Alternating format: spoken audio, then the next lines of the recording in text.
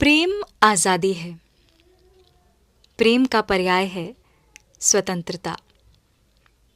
नमस्कार, मेरा नाम है नूरवी मेहरा और आप मुझे सुन रहे हैं हाय ऑन साहित्य पर।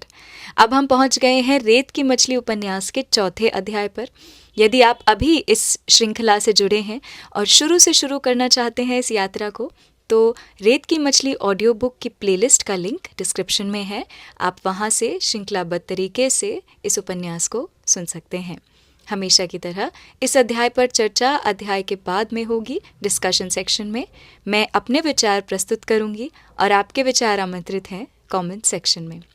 चलिए शुरू करते हैं रेत की मछली का चौथा अध्याय। उस अवांछित भूख हड़ताल का छठा दिन भी बीत गया। भूख, मानसिक तनाव, आशंकाओं और स्वजनों के विरोध से मन टूट टूट रहा था। मन की उस टूटन से कहीं निष्कृति नहीं थी।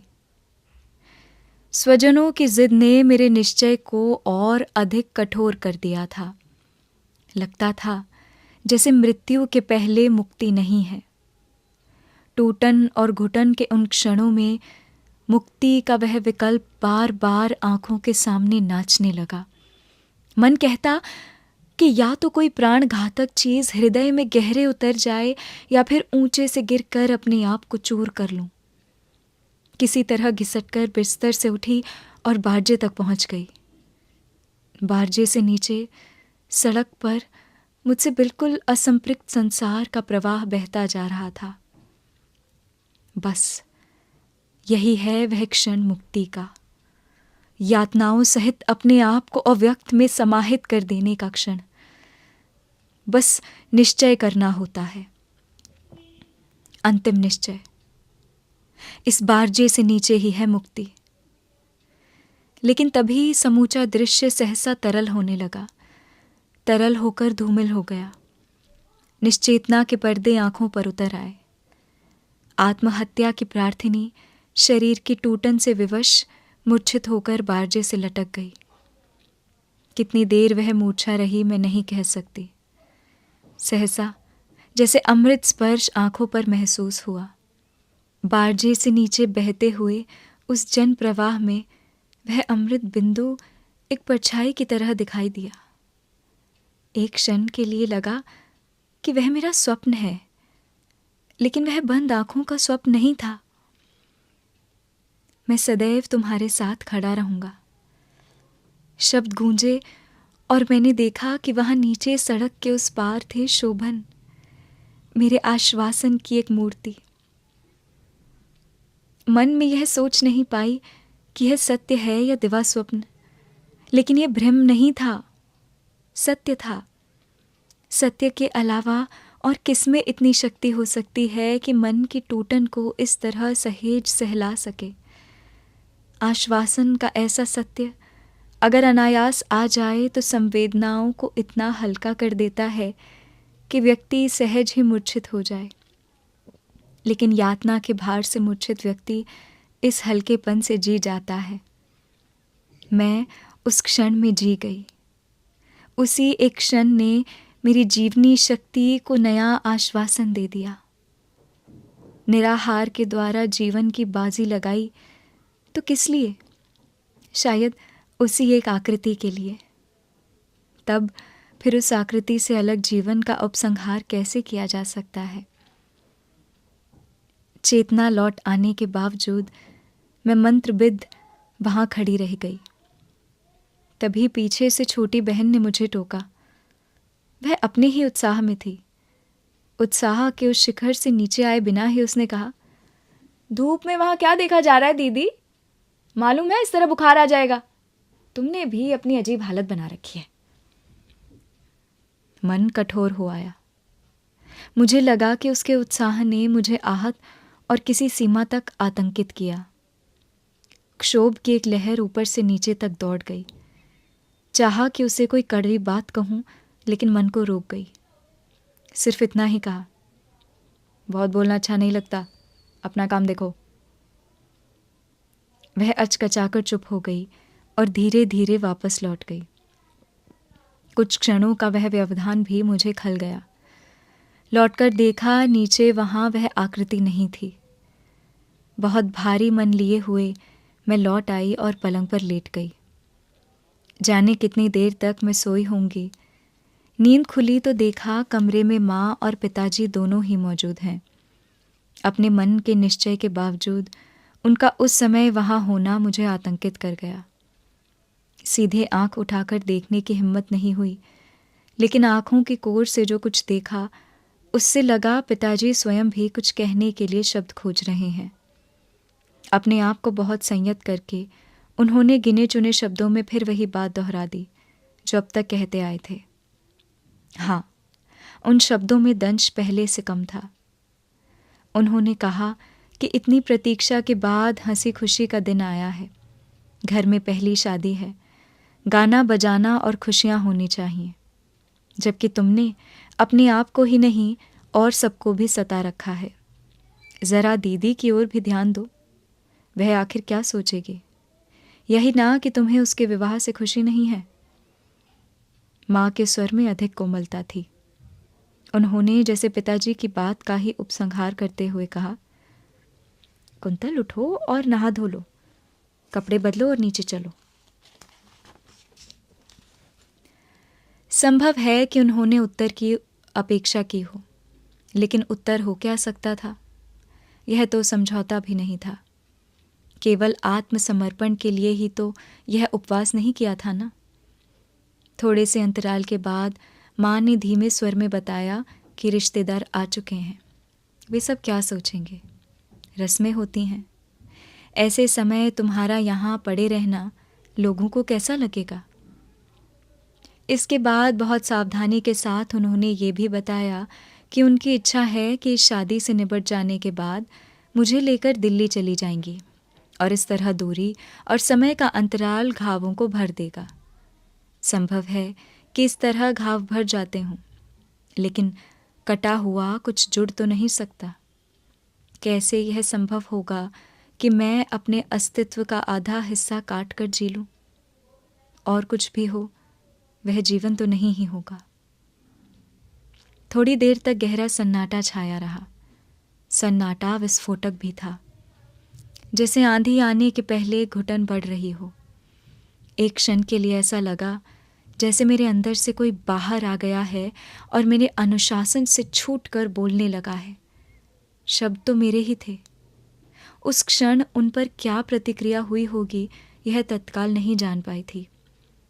बहुत दृढ़ स्वर में मैंने उन्हें कह दिया था कि अगर मेरे और शोभन के बीच दीवार खड़ी की गई तो बहुत बड़ी दुर्घटना हो जाएगी। संभव है दीदी जिस समय मंडप में हो, मैं इस घर से दूर जा चुकी हूँ। वे शब्द नहीं बाण थे, ये अब मुझे लगता है। उन बाणों से विद्ध होकर व्यथित मन से पिताजी ने अस्फुट स्वर में केवल इतना ही कहा था, बस करो, अब बस करो, इसी दिन के लिए तुझे जन्म दिया था। इतना कहकर वे माँ के साथ उठे और बाहर जाने लगे। तभी जैसे उन्हें कुछ याद आ गया, बिना मेरी ओर देखे बोले, एक बात सुन लो कुंतल, तुम्हें तो इस समय कुछ सूझ नहीं रहा है। रोमांटिक हो कि वह कवि है और लेखक है, लेकिन इसलिए कहता भी हूँ कि वह जो आज तुम पर अपने प्राण देता है, कल उसकी संवेदना किसी और के साथ भी हो सकती है। ठीक है पिताजी, अगर वह दिन भी आ गया तो आपके घर लौट कर नहीं आऊंगी, चाहे कहीं भी चली जाऊं। वे 2 क्षण हतप्रभ खड़े रहे, फिर धीरे धीरे नीचे उतर गए थे। उनके जाने के ढंग से लगा था कि जैसे उनके मन के अंदर कहीं कुछ टूट गया हो। सारे घर में वैसी ही भयानक उदासी छाई हुई थी। थोड़ी देर बाद मैंने सुना कि मेरे होने वाले जीजा जी को बुलाया गया था। समस्या उनके सामने भी रखी गई थी। पिताजी उनसे बार बार पूछ रहे थे, आप ही बताइए इसे कैसे समझाया जाए, अब किया क्या जाए। जीजा जी इस समय कर भी कह सकते थे। हाँ, उन्होंने इतना अवश्य कहा कि आपको पहले से बताना चाहिए था, बता देते तो हो सकता है कि मैं उसे समझा लेता। लेकिन थोड़ी देर के बाद उन्होंने जो कुछ कहा वह सुनकर मेरे थके हारे टूटे हुए मन में भी एक पुलक भर गई। उन्होंने कहा, पिताजी, यो मुझसे पूछिए, लड़का बुरा नहीं है, बल्कि ऐसे लड़के कम ही मिलेंगे। मैं जानता हूँ उसे, अच्छा लेखक है, कई किताबें छप चुकी हैं। और फिर ये भी सोचिए, जैसा कुंतल ने कहा है, अगर कहीं वैसा ही कर बैठी तो क्या। वैसे आप बड़े हैं, जैसा चाहें वैसा करें। बहुत देर तक सन्नाटा छाया रहा था और उसके बाद जैसे एक विस्फोट की तरह पिताजी ने ऊंची आवाज में कहा था, ठीक है, वही जीती, मैं हार गया। बुला लो उस धूर्त को, मैं बात कर लेता हूं। भावनाओं के अतिरिक्त बाकी सब ज्यों का त्यों ही था। कई दिनों के उपवास के बाद अभी तक एक दाना मुंह तक नहीं गया था, लेकिन फिर भी ऐसा लगा जैसे सब कुछ हरियाली से भर गया है। हवा में सुगंध आ गई है। खोए हुए प्राण मुझे मिल गए थे। शोभन आए, उनके साथ उनकी माँ भी थी। जीजा जी ने जल्दी से उन्हें बैठाया। हाँ, माँ और पिताजी का असंतोष पिघल नहीं सका। उन्होंने संभवतः उन्हें नमस्कार तक नहीं किया था। मेरे आश्वासन के क्षण भी अभी सीमित ही थे। बहुत तेजी के साथ क्षोभ से कांपते हुए पिताजी ऊपर आए। सहसा बोले, क्या देखा था तुमने उस लड़के में? अभी भी ना कर दे बेटी, अभी संभव है। क्यों हम सबकी इज्जत धूल में मिलाने पर लगी हुई है? मैं उठ खड़ी हुई। मेरा खोया हुआ साहस लौट आया था। मैंने कहा, पिताजी, वह जैसे भी हैं मेरे हैं। इतना कहने के बाद सहसा जैसे वहां भूचाल आ गया। वे क्रोध से फट पड़े। सहसा जैसे उन पर क्रोध का पागलपन सवार हो गया।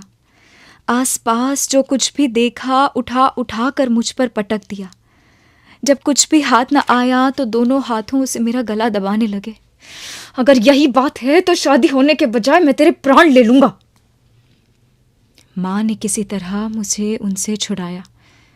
ऊपर के शोर से घबराकर जीजा जी आ गए। जैसे तैसे खींचकर वे पिताजी को नीचे ले गए। माँ मुझे उठाकर उन्हीं मैले कुचैले कपड़ों में नीचे ले चली।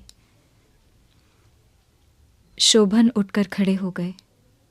उनकी माँ ने आगे बढ़कर मुझे बाहों में ले लिया। आंखों में आए हुए दर्द के आंसू मैंने रोक लिए। शोभन की माँ का स्नेह उमड़ रहा था। वातावरण के दुखद होने के बावजूद उनका उत्साह उनके चेहरे पर उतर आया था।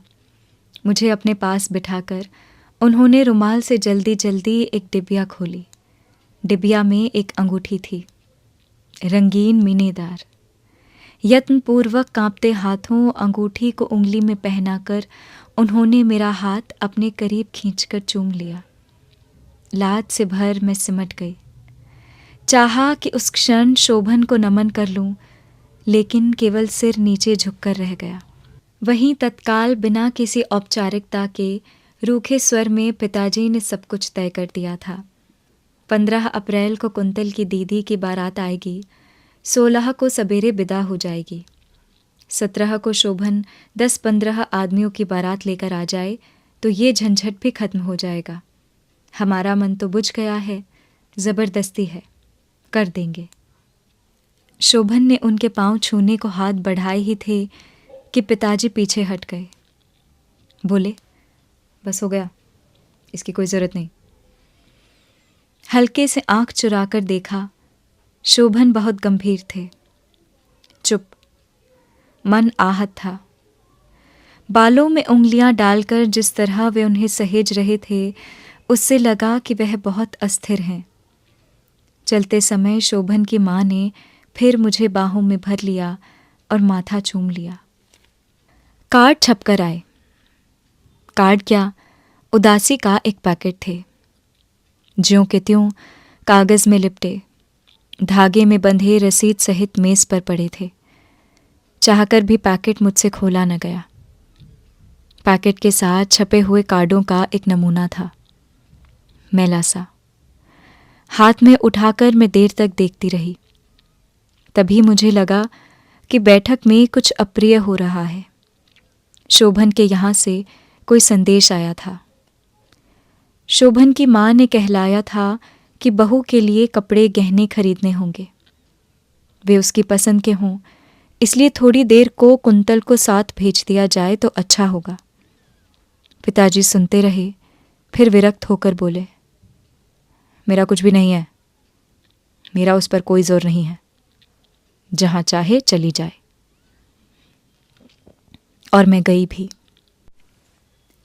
बहुत दिनों बाद निकटता के वे अमूल्य क्षण मुझे मिले थे। साहित्यकार क्या जीवन से हटकर रहता है, और अलग रहता है तो कितनी दूर। ऐसा लगता है कि बाहर आकर उस दिन मेरे मन में ये कौतूहल भी पैदा हो गया था। जिसे लोग दुनिया से अलग थलग रहना कहते हैं, वह एक प्रकार से साहित्यकार का दुनियादारी से अजनबीपन भी कहा जा सकता है। आम आदमी और कृतिकार में अंतर ये भी होता है कि जहाँ आम आदमी खरीदी जाने वाली चीज़ को उसकी कीमत से आंकता है, वहाँ कृतिकार उसे सुरुचि से तौलता है। साधारण कपड़े ही जो थे खरीदने थे, लेकिन उस खरीदारी में शोभन की अभिरुचि उन्हें मूल्य देती रही। कई दुकानें देखने के बाद कपड़े खरीदे गए थे। संकोच की दूरी धीरे धीरे एक सरस आत्मीयता बन गई थी। बीच बीच में ऐसा भी लगा था कि अगर रुचि की चीज़ जल्दी न मिले तो अच्छा है, क्योंकि इस तरह स्नेह संकोच के क्षण अधिक से अधिक लंबे किए जा सकते थे। लेकिन उन आतुर क्षणों पर विराम आया ही। अंतिम दुकान के बाहर आते ही सामने दिखे आनंद साहब और उनकी पत्नी। मुझे भी सहसा उनका मिल जाना अच्छा लगा। औपचारिकता के बाद उनके स्वर में उलाहना उभर आया। दर्द से भरकर वे बोली, मुझे तो तुम्हारे पिताजी ने बुलाया भी नहीं है। ठीक है, ऐसा मेरा अधिकार भी क्या है। हाँ, कुछ अरमान तो मेरे भी थे। चाहती थी कि उन क्षणों का आनंद मैं भी बटाऊं। उलाहने ने स्नेह संकोच के मधुर खेल को इस तरह आलोड़ित कर दिया जैसे स्थिर पानी में कुछ गिर गया हो। उनके जाने के बाद मैंने देखा कि शोभन भी इन क्षणों का इस तरह उपसंहार नहीं होना देना चाहते थे। बड़े संकोच के साथ उन्होंने कहा कि थोड़ी देर घूम लेने में कोई हर्ष नहीं होगा। उन क्षणों को और कितना लंबा किया जा सकता था। घर लौटी तो फिर वही अजनबीपन, उदासी और उपेक्षा। सबके मन खिंचे हुए थे। रिश्तों में अजीब तनाव भरा था। भीड़ और शोर और मंगलमय वातावरण के बावजूद सब कुछ पराया सा लगता था। चारों ओर लोग भरे हुए थे। पड़ोस की उत्साही लड़कियां बीच बीच में गीत भी छेड़ देती थीं। बाहर कनात लगाकर बन रहे पकवानों की गंध और धुएं के ऊपर छाई गहमा गहमी उदासीनता की इन परतों को तोड़ नहीं पा रही थी। रात उतर आई थी। गैस बत्तियां जलाई जाने लगी थीं और बिजली के बल्बों वाली पट्टियों पर लिखे स्वागतम को दरवाजे पर लगाए जाने के लिए शोर मच रहा था। फूलों और पत्तियों से सजाए गए द्वारों से कुछ टहनियाँ किसी बच्चे ने तोड़ ली थी और दूसरे बच्चे उसे लेकर शोर मचा रहे थे। उस सारे शोर के जंगल पर लड़कियों का गीत पंख फैलाकर उड़ने लगा। चंदन दे ओले ओले, क्यों खड़ी नी बेटी, केहो जया वर खोजिए, तारियां बिच्चो चांद सा बर खोजिए। सीढ़ियों पर पांव ठिठक गई। शोर को और अधिक शोर बनाते हुए भी वह गीत मेरे लिए शोर नहीं था। ये अपना मेरा मन था। चंदन की ओट ही नहीं, समूचे संसार की ओट लेने को जी चाहा। कहाँ खोज लूँ अपना एकांत, जहाँ केवल मैं रहूँ, मेरे तारों के बीच मेरा वह चांद रहे। मन भर आया। ऊपर आई और कमरा अंधेरा पड़ा था, लेकिन छत पर बहुत कोमल उजाला फैला हुआ था। उजाला आकाश से धीरे धीरे उतर पड़ा था। नीले भूरे आकाश पर चांद लटका हुआ था। ऐसा लग रहा था जैसे वह कुछ बोलना चाहता है और बोलने के लिए अभी चुपचाप नीचे उतरेगा और नीचे उतरकर मेरे कंधे पर आ बैठेगा, संदेश लाने वाले किसी धवल कपोत की तरह। हवा के हल्के थपेड़ों के साथ नीचे का गीत सुनाई दे रहा था। तारियां विचो चांद सवर खोजिए। एकांत में उभरते अनेक चित्रों में एक चित्र उभर आया आनंद दंपत्ति का। मुझे ऐसा लगा कि उनकी उपेक्षा मेरी अपनी कामनाओं की उपेक्षा है। तारों के बीच चांद की एक खोज का अध्याय लिखा तो उन्होंने ही था। उसके उपसंहार पर उनके बजाय केवल शून्य रख दिया गया। मैं सोच सोच कर थक गई। चांद को छूता हुआ बादलों का एक नन्हा सा टुकड़ा तैरता चला जा रहा था। मेरी आंखों में नींद भर आई थी। अंधेरे कमरे में आई और बिना बत्ती जलाए चुपचाप पलंग पर लेट गई। मन ही मन एक निर्णय और किया कि कल जैसे भी हो आनंद साहब के यहाँ जाना होगा और इस अवहेलना के लिए निजी तौर पर क्षमा मांगनी होगी। अगले दिन आनंद साहब के यहाँ पहुंची तो ऐसे लगा जैसे मैं वहाँ अजनबी हूँ। किसी तरह अंदर गई। स्टडी में आनंद साहब मेज़ पर झुके हुए लैंप जलाए कुछ लिख रहे थे। मेरी आहट से उन्होंने सिर उठाया और खिल गए। कलम नीचे रखकर एकदम बोले, अरे कुंतल, कैसी हो भाई?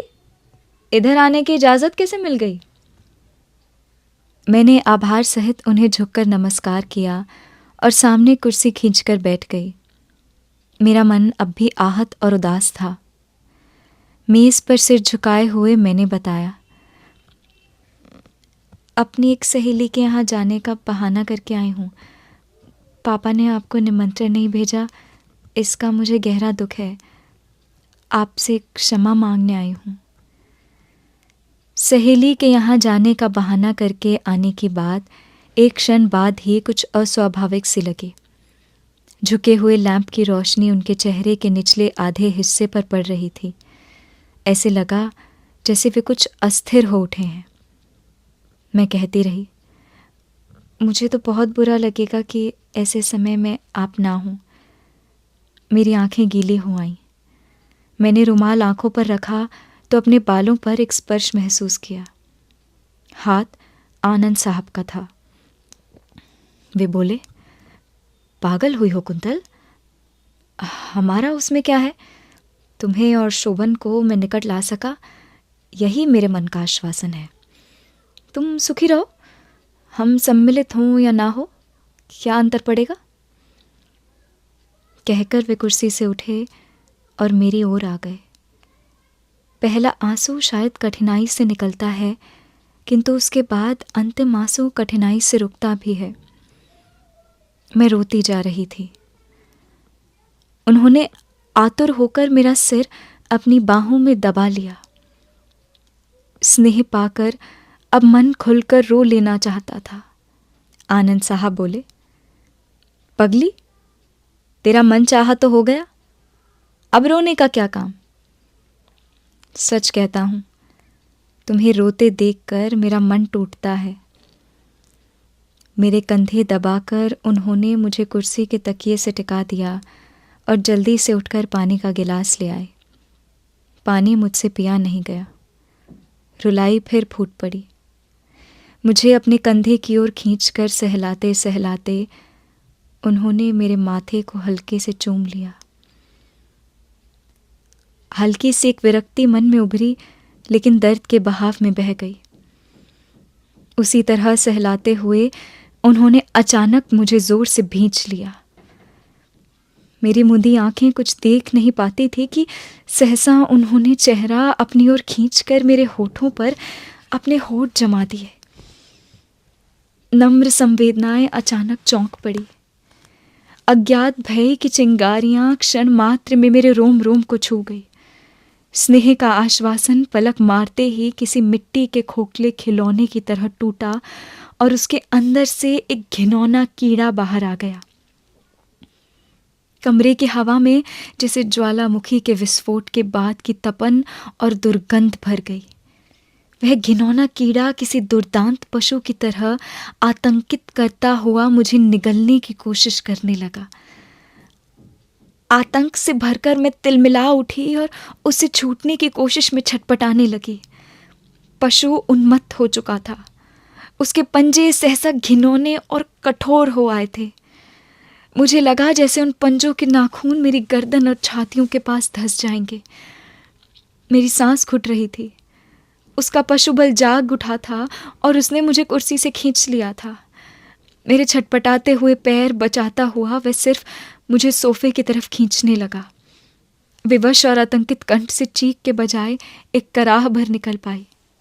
उसके कमरे में चारों ओर जुगुप्सा और घिनौनापन जोर जोर से नाचने लगा था। कातर और असहाय होकर मैंने एक बार चारों ओर देखा। इसी बीच उसके ओठ फिर मेरी ओर झुके। अपनी बाह छुड़ाकर मैंने उसके चेहरे को पीछे धकेलना चाहा, लेकिन पशु ने अपने कठोर पंजों से मेरा हाथ पकड़ लिया। असहायता की चरम सीमा पर पहुंचकर किसी डरी हुई गाय की तरह मैंने उसके पंजों को दांतों से काटा। पीड़ा से कराहकर वह चौंक गया और बंधन कुछ ढीले हुए। इसी एक क्षण का लाभ उठाकर मैंने झटके से अपने आप को मुक्त किया और किसी मछुए की अंगुलियां ढीली हुई हों और मछली तड़प कर बाहर आ गई हो, इस तरह मैं उसके बंधन से छूट गई। किसी तरह झपटकर मैं दरवाजे तक आई। पशु ने दोबारा आक्रमण करना चाहा, लेकिन अब मुझ में प्रतिरोध उभर आया था। मैंने उसे झटका और फिर बिना किसी ओर देखे झपटती हुई मकान से बाहर आ गई। आवेश से मेरा रक्त खौल रहा था। मुझे सामने कुछ भी नजर नहीं आ रहा था। मैं एक क्षण के लिए ठहरना भी नहीं चाहती थी। तभी उधर से खाली रिक्शा गुजरा। मैंने कैसे उसे रोका और कैसे उस पर बैठकर घर तक आई ये मैं नहीं जानती। जैसे सैकड़ों आंधियां मुझे धकेलती हुई गुजर रही थी और मेरे अंग अंग पर जहरीले सांप चिपटे हुए थे। एकांत पाकर भी मन शांत नहीं हुआ। ऐसा अनुभव हुआ जैसे चारों ओर डरावना जंगल और अंधेरा छा गया हो। जंगल और अंधेरा दोनों ही अछोर थे और ऐसा लगता जैसे उस अछोर जंगल और अंधेरे से डरावने पशु मेरी ओर घूर रहे हैं। वह नींद थी या मूर्छा मैं नहीं कह सकती। जो कुछ घटा था वह डरावने स्वप्न की तरह चारों ओर नाच रहा था। कभी कभी ऐसा होता है कि सचमुच दुर्घटना के बजाय दुर्घटना का भय अधिक कष्ट देता है। मेरी स्थिति कुछ ऐसी ही थी। किसी ने मेरे कुंवारेपन को फांसी देनी चाहिए थी। ये संयोग ही था कि अंतिम क्षण में मैं बच गई थी, किंतु वह बचना अधिक झंझोड़ने वाला था। शोभन से अंतिम संपर्क करने का दिन निकट आ रहा था। सोच नहीं पा रही थी कि कैसे इस सत्य का भी समर्पण कर सकूंगी। क्या सब कुछ उनसे छुपाकर रखना होगा? और क्या ये सब उनसे छुपाया जा सकेगा? ज्वालामुखी की तरह क्या ये सब फूट नहीं पड़ेगा? मूर्छा में मानस पटल पर चित्र उभरने लगे। दीदी की शादी के बाद मुरझा गई बंधनवार बदली जा रही है। घर की चहल पहल दोबारा गर्म हो चुकी है। पिछले कमरे में लड़कियों का गीत गूंज रहा है। चंदन दे ओले ओले क्यों खड़ी नी बेटी। चंदन की आड़ में नहीं बल्कि आशंकाओं के जंगल में खोई खड़ी है दुल्हन। मेहंदी लगी हुई हथेलियों में जलन पैदा हो जाती है। लड़कियों का शोर उभरता है। लो बारात आ गई, दूल्हा देखो, दूल्हा देखो। चंदन की आड़ में खड़ी दुल्हन को धकेलती हुई लड़कियां बारजे तक ले जाती हैं।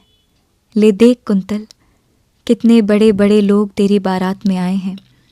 दूल्हा कितना अच्छा लग रहा है। दूल्हा कहाँ है? दुल्हन की आंखों के सामने जंगल का अछोर अंधकार उभर आता है। जंगल का वह डरावना भय एक क्षण में बदलता है और आकाश तक उठते हुए संगीत का रूप ले लेता है। संगीत में उत्साह भी है और उन्माद भी। बाजे गाजे, रोशनी और कोलाहल के बीच सुनहले आभूषणों से सजी एक घोड़ी धीरे धीरे द्वार की ओर बढ़ती है। कोलाहल में मंगल मंत्रों का एक स्वर भी मिल जाता है। बारजे से चावल और फूल की पत्तियां बरसती हैं और द्वार पर कलश के माथे पर रखा दियारा कांपता है, लजाता है। मेहंदी रचित 2 हाथों में लटका हुआ एक रुपहला हार चमक रहा है। शोभन की भावाकुल आंखें उठती हैं और सिर धीरे से झुक जाता है हार का स्वागत करने के लिए। दूल्हा जीम रहा है। शहनाई की धुन वातावरण में गुंजा रही है और लड़कियां गीत गा रही हैं। दृश्यांतर होता है। अगरू, चंदन, कपूर और हवन सामग्री की सुगंध से भरा नीला धुआं हवन की सुनहली लपटों के ऊपर पल खा रहा है। वेद मंत्र गूंज रहे हैं और लाल कपड़ों में सजी हुई एक आशा अपने प्रिय के साथ बंधी हुई 7 फेरे पूरे कर रही है। रीतियां निभाई जा रही हैं और बाहर शहनाई का स्वर और ऊंचा हो गया है। फिर एक दृश्यांतर। पास पड़ोस के मकानों के बारजों पर लोग जुटाए हैं। एक हृदय विदारक रुदन शहनाई और स्वरों से लिपट रहा है। आंसुओं में पिताजी की कठोर कटुता घुल गई है। शोभन की भी आंखें भीग आई हैं। विदाई के लिए कार तक पहुंचते पहुंचते ऐसा लगता है जैसे करुणा का सागर अपने बांध तोड़ देगा। एक दृश्यांतर और। नीले कमरे की सजी हुई खिड़कियों पर नीले पर्दे खिंचे हुए हैं। बारजे से छनकर आई हवा में रात रानी की गंध खुली हुई है। पलंग पर जहां तहां कुछ फूल बिखरे हैं। सलज सिमटी हुई कुंतल के माथे पर शोभन के होठ झुकते हैं। संकोच की हरिणी चौंक चौंक उठती है। किंतु उसी एकांत नीले कमरे में आशंका का एक प्राणी आस पास मंडराता है। भयभीत कुंतल सहसा फूटकर रो पड़ती है। शोभन चिंतित हो उठते हैं। वे सोच नहीं पाते कि कैसे आश्वासन दे। संभव है उन्होंने सोचा हो कि ये यातना भरे दिनों का उपसंहार है। वे स्नेहसिक्त बाहों में कुंतल को समेटते हैं। घर की याद आ रही है कुंतल? नई जगह में जी घबरा रहा है? मैं तो हूं कुंतल। याद करो कितने संकटों के बाद ये घड़ी आई है। उनके शब्द ठंडे कोमल फूलों की तरह मेरे मन को सहला रहे हैं, लेकिन वह कोमल शीतल स्पर्श मेरे अंतस के ज्वालामुखी को दबा नहीं पा रहा है। अंतस का ज्वालामुखी उभल रहा है, घुट रहा है। सहा नहीं जा सकेगा यह विस्फोट। अंततः उस विस्फोट को संधि मिल गई। आंसुओं की राह ही फूटकर वन्य पशु की कथा बाहर आ गई। जो कुछ भी उस दिन आनंद साहब के उस कमरे में आनंद साहब के वन्य पशु द्वारा हुआ था, वह सब एक एक कर मैंने शोभन को बताया है। गांठ पर गांठ खुलती जाती है और आंसुओं की जगह वह खौलता हुआ अपमान बाहर आता जाता है। उस यातना कथा के समाप्त होते ही आंसू फिर उमड़ आते हैं, जैसे दर्द के ज्वालामुखी पर मेह बरसकर धीरे धीरे समाप्त हो जाते हैं। और सिहर कर मैं देखती हूँ कि शोभन वहां नहीं है। मैं स्फुट स्वर में उन्हें पुकारती हूँ, शोभन।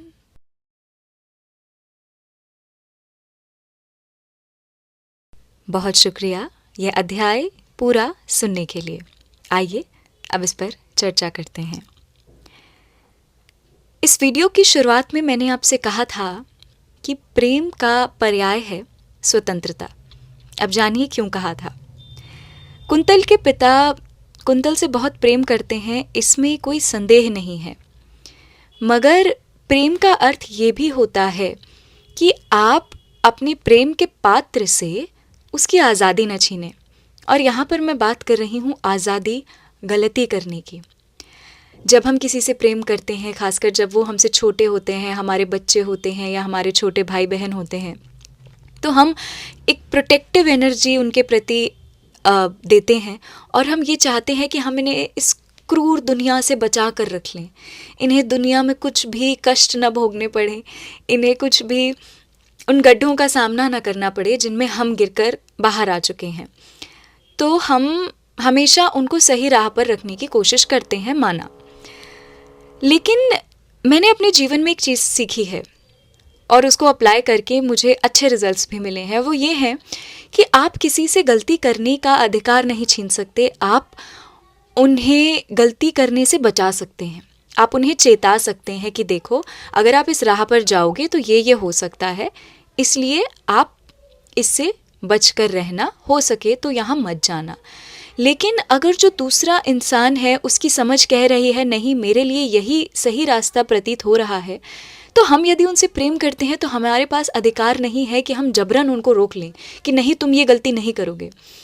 मानती हूँ कि शायद वो गलत ही राह पर जा रहे हों, मगर फिर भी हमें प्रेम को अगर एक ग्रेजुएट करना है, अगर हमें प्रेम में एक लेवल ऊपर जाना है, अगर हम पहली कक्षा में हैं और दूसरी कक्षा में आना है, तो मुझे लगता है हमें ये कठोर कड़वा घूंट पीना ही पड़ता है कि आप उन्हें रोक नहीं सकते। आप ये उनसे ज़रूर बोल सकते हैं कि ये गलत है, लेकिन ये गलती करके जब तुम वापस आओगे तो हम तुम्हें यहीं खड़े मिलेंगे।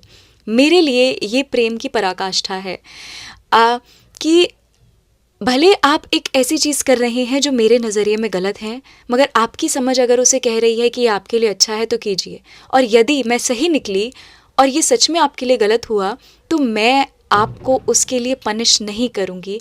मैं क्योंकि आपसे प्रेम करती हूँ, मैं यहीं खड़ी मिलूँगी और आपको उस गलती के कॉन्सिक्वेंस में भी सपोर्ट करूँगी कि आप उससे बाहर आ सकें। क्योंकि प्रेम हमें ये अधिकार नहीं देता कि हम किसी के अधिकार छीन लें। तो जैसे कुंतल के पिता हैं, वो अंत में फूट फूट कर रो रहे हैं क्योंकि इट इज़ पैल्पेबल कि वो अपनी बच्ची से बहुत ज़्यादा प्यार करते हैं। लेकिन अगर आपकी बात ना मानने पर आप उसका गला दबाने को उतारू हो जाते हैं, तो कैसे एक्सपेक्ट कर सकते हैं कि दैट प्यार is being communicated, you know. क्योंकि जैसे एक कोट है, मैं अभी भूल रही हूँ कि किसने लिखा है कि your children come from you but they are not yours, you no.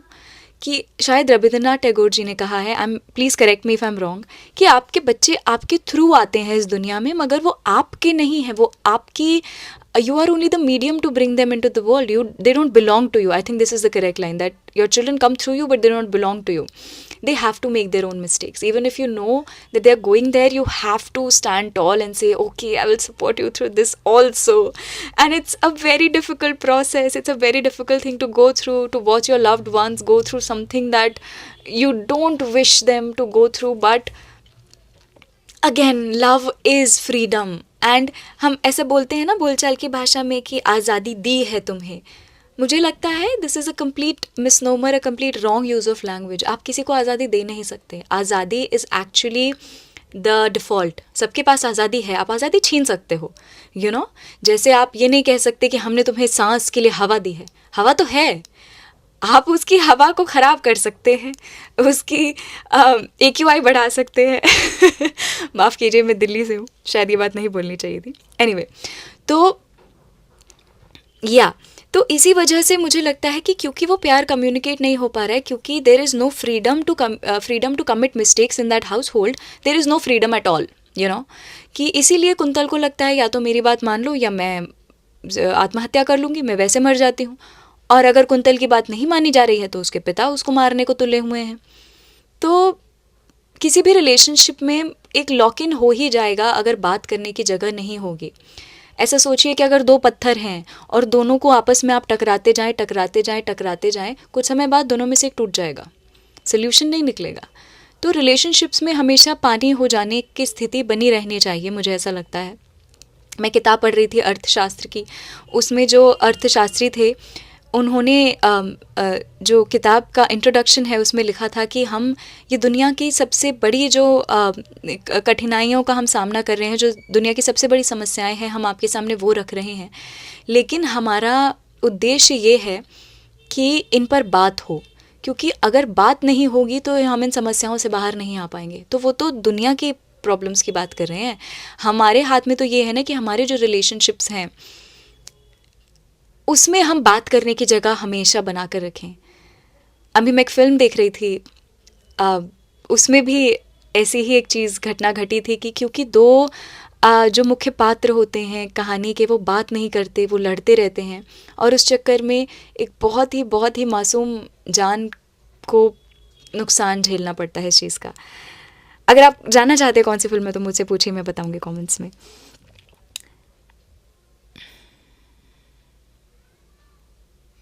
अब इसका नुकसान ये होता है कि जैसा मैंने आपसे पिछले अध्याय में कहा था कि जब इंसान को घर पे प्यार नहीं मिलता तो कभी कभी बाहर से वो स्नेह ढूंढने लगते हैं, and the person who seems to be giving that love seems like a good person and the only person और the only solace in that situation.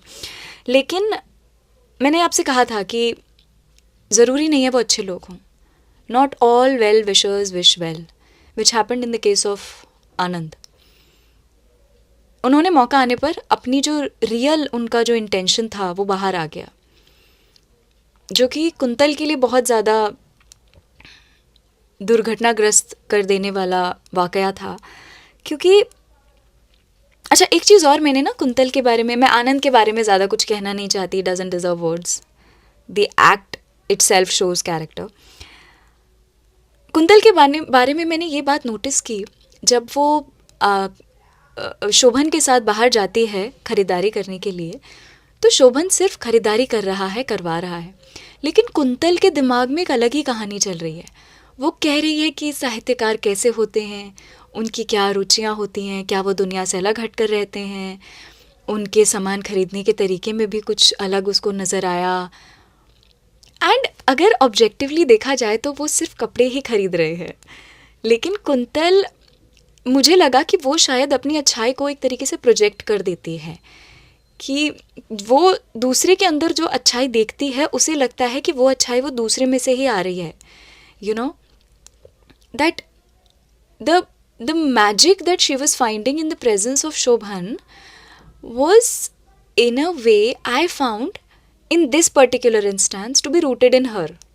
कि वो खुद से जो चीज़ें इमेजिन कर रही थी ना शोभन के बारे में कि वो ऐसे हैं वो वैसे हैं, उसने शायद उस मीटिंग को और खूबसूरत बना दिया, और वो बनाना लाजमी भी था क्योंकि उससे उसकी शादी होने वाली है, और you know a person dreams and imagines and fantasizes, which is like everyone's right, which is a good thing. And इसके बारे में मैं एक बात और बताती हूँ आपको, लेकिन उससे पहले एक और चीज़ जो मैंने कुंतल के बारे में नोटिस की, जो मैंने किताब की पहली रीडिंग में नहीं देखी थी, लेकिन आपको सुनाते समय मेरा ध्यान इस चीज़ पर गया, तो मैं आपका ध्यान इस पर खींचना चाहूँगी अवश्य। वो ये है कि जब भी कुंतल किसी से इंटरैक्ट कर रही होती है तो हमेशा एक लाइन ज़रूर लिखी होती है कि उनकी प्रतिक्रिया क्या रही। संभव है उन्होंने ये सोचा हो सकता है उनके दिमाग में ये चल रहा हो, उनकी प्रतिक्रिया क्या रही मैं नहीं जानती। So I found her to be very sensitive as to what impact she is having on the people around her. और ये अभी नहीं, ये पहले अध्याय से है कि जब वो वार्डन से भी बात कर रही होती है, अपनी सहेली से बात कर रही होती है, शोभन से या माँ से या क्या नाम था उस लड़के का, रमन से देख रही होती है, तो वो हमेशा उसका एक ये होता है कि उनका क्या रिएक्शन आया होगा, उनके दिमाग में क्या चल रहा होगा। So that is I think a manifestation of her empathy, that she always tries to जज कि what impact am I having, कि वो ठीक है ना, मैं उनको किसी तरीके से नुकसान तो नहीं पहुंचा रही हूँ, और अगर गुस्से में पहुंचा भी रही हूँ तो मुझे नहीं पता उनकी प्रतिक्रिया क्या है। She is always very conscious of what she is doing and how it might be impacting other people. लेकिन इसका ये नुकसान है कि जैसे ये कभी कभी वो उस चीज़ को ओवर कर देती है, जैसे उसने अभी किया आनंद दंपत्ति के केस में, कि क्योंकि she so like empathetic towards other people's feelings that arise because of her, वो ये सोचती है कि उसकी वजह से आनंद दंपत्ति को कितना दुख पहुंचा होगा, अब मेरे को उनसे माफ़ी मांगनी ही पड़ेगी। और मतलब निजी तौर पर मुझे नहीं लगा that a forgiveness apology was warranted, but because quintal is such a sweet heart, तो उसको लगा कि नहीं मैं तो माफ़ी मांगने जाऊंगी, एंड जो कि एक अच्छी चीज़ है, उसमें कोई बुराई नहीं है। यू नो हम इसके लिए कुंतल को दोषी नहीं ठहरा सकते, एक अच्छी चीज़ है। यदि आपको लग रहा है कि आपके एक्शन से किसी को नुकसान हो सकता है कि हुआ होगा, तो उसे माफ़ी मांगने में कोई बुराई तो नहीं दिखती मुझे। लेकिन दिक्कत यह है ना कि दुनिया में हर प्रकार के लोग होते हैं, अच्छाई की भी पराकाष्ठा होती है और बुराई की भी पराकाष्ठा होती है।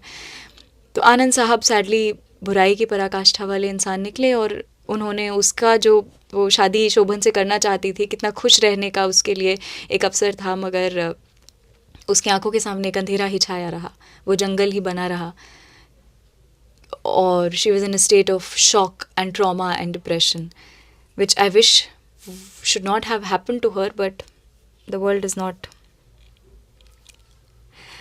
गो on according to us, which is a sad thing. चलिए अंततः आते हैं शोभन पर।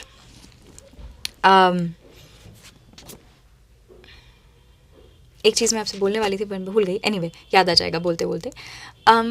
शोभन के लिए मैं शुक्रगुजार हूँ कि वो अध्याय की शुरुआत में वहाँ घर के सामने खड़ा हुआ था, उसने कुछ नहीं किया, वो सिर्फ खड़ा हुआ था, मगर वो सिर्फ उसकी वहाँ उपस्थिति के कारण कुंतल जीवित निकल आई। क्योंकि यदि कुंतल की जो इंटेंशन था अपना जीवन अंत कर देने का, अगर वो हो जाता तो कितना दुखद होता, ये उपन्यास भी नहीं होता। लेकिन I am grateful that Shobhan was there in that moment, just by standing, for whatever reason he was standing there, even if I don't know even if he was there और नॉट, यू नो। क्योंकि कुंतल कहती है कि हो सकती ये दिवा स्वप्न नहीं है, लेकिन मुझे लगा कि हो सकता है कि her subconscious was trying to save her and give her an image of Shobhan, I don't know. Anyway अगर शोभन वहाँ था, I am very grateful for him to be there. However I am also not happy with his absence in the end. ये शिकायत मेरी उससे पिछले 3 अध्यायों में बनी हुई है शोभन से कि अरे आपको जहाँ होना होता है आप वहाँ होते क्यों नहीं है भाई साहब।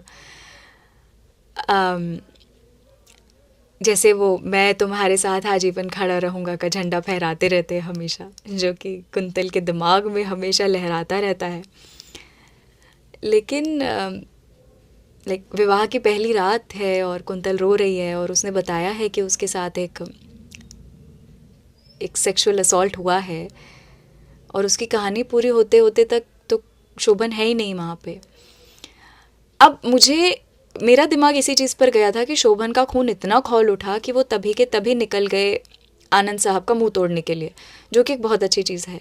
लेकिन फिर मैंने इस पर थोड़ा सा विचार किया कि कुंतल ने या कांता भारती जी ने कारण नहीं लिखा कि शोभन क्यों नहीं थे वहाँ पे। एक पंक्ति ही तो और लिखनी थी ना, लेकिन उन्होंने नहीं लिखी।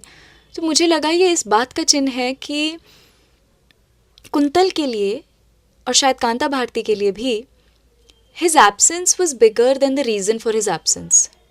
इसीलिए हमें रीज़न नहीं बताया गया, ना ही मैं चाहती थी कि एक अगली लाइन हो कि अगले दिन आनंद साहब ने क्षमा मांग ली, समथिंग लाइक दैट। और आई एम श्योर कि शोभन एक अच्छे इंटेंशन की वजह से ही वहाँ पर नहीं रहा होगा, क्योंकि it's such like a soft moment, like a vulnerable moment for quintal. तो वहाँ पर शोभन का अचानक से ना होना एक थोड़ा सा मेरे लिए पाठक के तौर पर थोड़ा सा शॉकिंग था कि अरे अरे कहाँ गए भाई। तो वो मेरी थोड़ी सी शिकायत है शोभन से जो अभी तक बनी हुई है, कि आप बोलते हो कि आप रहोगे, लेकिन जब सबसे ज़्यादा कमज़ोर होने वाला लम्हा आता है तब कहाँ चले जाते हो बाबा, यहाँ रहो कुंतल के साथ। और चूँकि हमें कारण नहीं पता कि वो क्यों है, तो मैंने तो यही अज्यूम कर लिया था कि वो, मतलब मेरे दिमाग में मैंने कहानी गढ़ ली थी कि आनंद साहब का मुंह टूटा होगा, मुझे अच्छा महसूस कराने के लिए मैंने ऐसा सोच लिया था। हाँ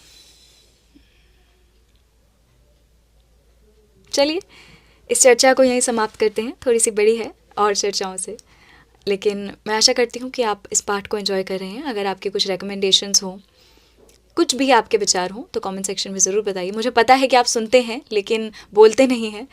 मैं आपसे रिक्वेस्ट करती रहती हूँ कि अपने विचार ज़रूर साझा कीजिए कमेंट्स में, लेकिन आप सुनकर छोड़ देते हैं। कोई बात नहीं, that's okay, you get your listening experience what is best for you, ठीक है। बट मुझे अच्छा लगेगा अगर आप अपने विचार भी शेयर करेंगे। I want it to be a conversation and not a one way street. तो चलिए हम अपना जीवन इस नॉलेज और प्रैक्टिस के साथ आगे बढ़ाएं कि प्रेम आज़ादी है, और कभी कभी इसको प्रैक्टिस में लाना बहुत ज़्यादा दर्द होता है, मगर हम में इतनी क्षमता हो, इतनी स्ट्रेंथ हो, जिससे अच्छा, बात इससे थोड़ी सी आगे बढ़ जाएगी, बट मैं ये ज़रूर इसमें ऐड करना चाहूँगी कि हम कभी कभी जीवन में कुछ गड्ढों में गिर के बाहर निकले होते हैं, है ना।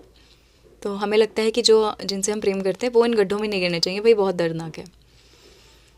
लेकिन कभी कभी ऐसा भी हो जाता है कि हम उन गड्ढों से तो बचा लेते हैं, लेकिन फिर कोई नए गड्ढे निकलते हैं, क्योंकि जीवन की जो राह है ऐसा नहीं है कि वो एक सीधी सपाट राह है, गड्ढे तो उसमें हैं ही हैं। तो फिर कोई हो सकता है कि और ज़्यादा गहरा और बड़ा गड्ढा निकल आए कि हमने छोटे वाले से शायद बचा लिया, लेकिन बड़े वाले में और धकेल दिया, धकेल तो क्या दिया, बट दूसरा निकल आए कि जी अब ये वाला है। जैसे कुंतल के केस में ये था कि जैसे अभी हमें इतना तो पता ही है कहानी में कि उसका डिवोर्स हो गया और वो अपने पिता के घर तो आई ही थी लौट कर बेबी को लेकर। लेकिन मुझे ऐसा लगता है कि अगर उसके पिता ने अपनी असहमति के बावजूद ये कहा होता ना कि चलो तुम गलत कर रही हो लेकिन लौट आना, हम खड़े रहेंगे तुम्हारे लिए। और खड़े तो वो थे ही, ऐसा नहीं है कि वो नहीं खड़े थे या उन्होंने सच में घर से निकाल दिया, they were actually there for her when she needed them the most.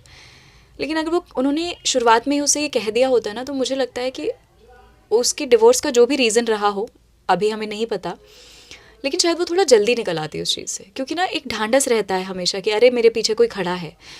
तो जैसे उसने खुद ही अपने पिता से बोल दिया था, आई एम सॉरी ये डिस्कशन थोड़ा सा आगे खिंच रहा है, जैसे उसने अपने पिता से कह दिया था कि अगर शोभन मेरे लिए अच्छे नहीं निकले, जब पिता ने कहा था कि हो सकता है कि वो उसकी संवेदनाएं किसी और के साथ जुड़ जाएं, ये ध्यान रखना तुम, तो कुंतल कहती है कि जुड़ जाएं, मैं घर तो नहीं आऊँगी, इधर आई विल डाई और I will not come back, you know.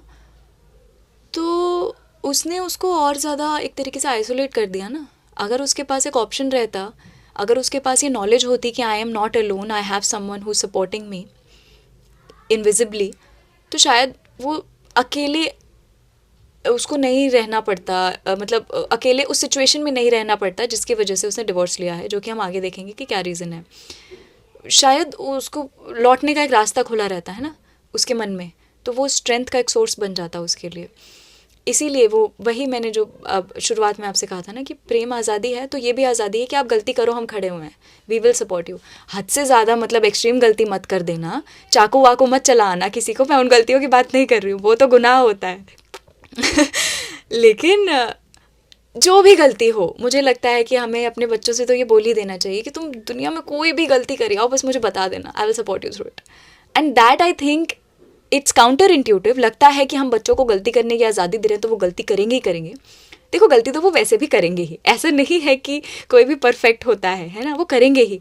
लेकिन if there is a correct source of bringing them out from that, from the consequences of those mistakes, then they can be saved, है ना।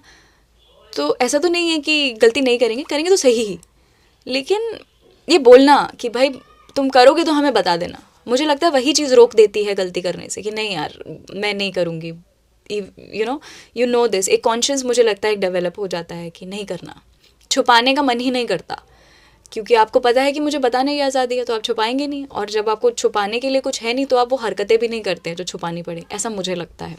तो life में बहुत सारी चीज़ें ना paradoxical होती हैं कि हमें लगता है कि नहीं नहीं ये तो ऐसा नहीं हो सकता, अगर आप ऐसे कर रहे हैं तो definitely this will happen, result उल्टा निकलता है या उल्टा ही निकलना होता है। तो जीवन के ये तरीके होते हैं मुझे लगता है हमें सिखाने के और बड़ा बनाने के।